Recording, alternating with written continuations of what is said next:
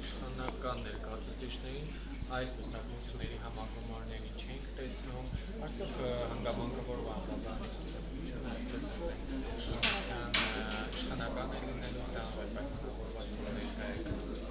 Ես կարծում եմ, որ ցանկացած առաջադիմական քաղաքական ուժի համար, այդ թվում նաև նոր ձևավորվող, առաջին հերթին պետք է բոլոր նպատակները ուղղեն պետականաշինության ամրապնդմանը եւ պետությանը, եւ ինչպես Նժդեն է ասում, կուսակցության հետ պետության համար, ժողովրդի համար։ Դա է, կարծում եմ, ցանկացած քաղաքական ուժի գաղափարախոսության հիմք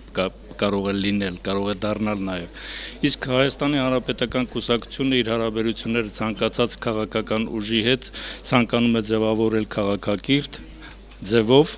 իրավահավասարության սկզբունքով, սա կարծում եմ, որ նաև մեր նոր սահմանադրության հետևանքներն է քաղաքական ուժերի ձևավորումը, որը լայն հնարավորություն է ընձեռում նոր պայմաններում մասնակցել քաղաքական բոլոր գործընթացներին։ Ես ցանկանում եմ շնորհավորել Վահան Բաբայանի կողմից ձևավորող նոր քաղաքական ուժին եւ մաղթել նրանց հաջողություն եւ պետականաշինության գործում նաեւ միմիայն պետական գաղափարների ընկալում եւ ընդունում։ Բայց ես ասացի համագործակցություն արդեն։ Հայաստանի Հանրապետական կուսակցության